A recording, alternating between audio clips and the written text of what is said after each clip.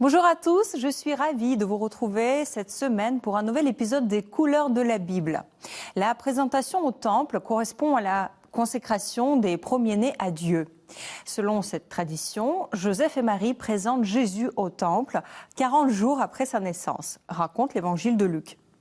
Le peintre flamand Jacques Darré, actif dans le nord de la France, nous raconte cette histoire dans son tableau peint en 1435. Un curieux édifice octogonal occupe toute la place dans le tableau. C'est le temple. Marie présente le nouveau-né au-dessus de l'autel et le vieillard Siméon s'apprête à le recevoir avec une étoffe qui recouvre ses mains. L'enfant est ainsi apporté à l'autel avec le même respect que l'hostie lors d'une consécration. Siméon était un homme juste et pieux. Il est venu au temple guidé par le Saint-Esprit et il a été le premier à reconnaître Jésus comme Messie. Derrière son dos se tient la prophétesse Anne, coiffée d'un turban. Elle aussi reconnaît le Christ. À gauche de Marie, Joseph tient un bâton de voyageur et une tourterelle. Les parents devaient apporter un sacrifice pour acheter le premier-né, un agneau pour les plus riches ou des colombes ou tourterelles pour les pauvres.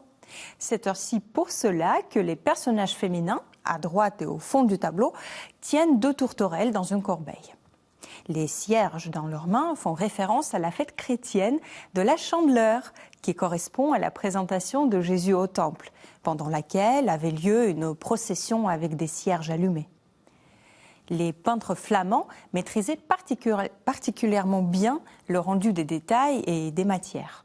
En revanche, en ce début du XVe siècle, ils ne savaient pas encore construire un espace tridimensionnel cohérent. Le temple d'un autre tableau a de nombreux soucis de perspective et de proportion. Les colonnes, par exemple, ont presque la même taille que les personnages, ce qui est étrange. Elles sont placées au niveau de notre regard, mais elles sont peintes avec une distorsion, comme si le spectateur voyait leur base de très haut et leur chapiteau, au contraire, en étant largement en dessous. Quittons maintenant le nord de la France en direction de l'Italie. Nous sommes en Toscane, où Giovanni di Paolo peint son tableau la même année, 1435. Au centre, l'intérieur du temple, la Vierge Marie, recouverte de son traditionnel manteau bleu, vient de déposer le Christ dans les bras de Siméon, vêtu d'une cape rose. La prophétesse Anne se tient près de lui. Joseph, vêtu d'un manteau jaune, est à côté de Marie. Il tient une colombe blanche du sacrifice.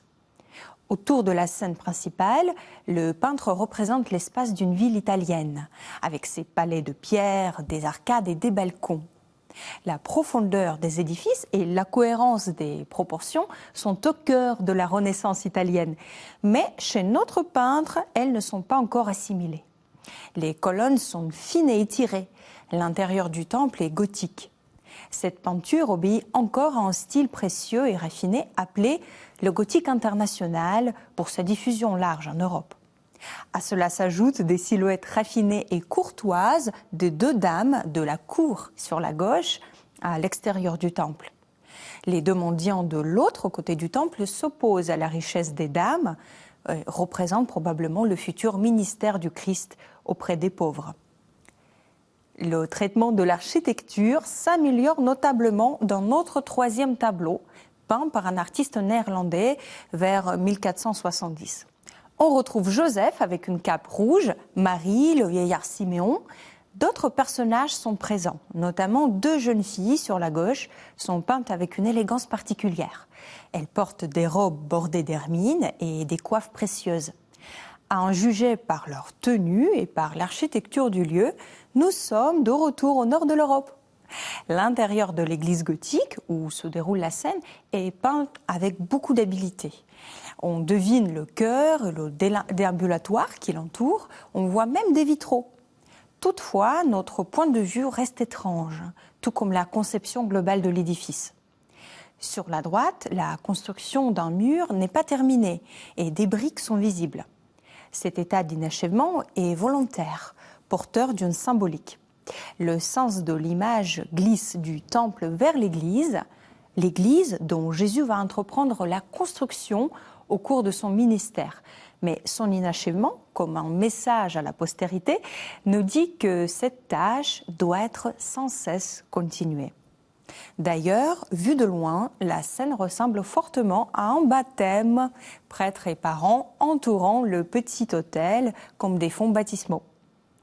Je vous remercie de nous avoir suivis aujourd'hui. N'hésitez pas à partager cette émission à partir du site ktotv.com ou à partir des réseaux sociaux et je vous retrouve la semaine prochaine.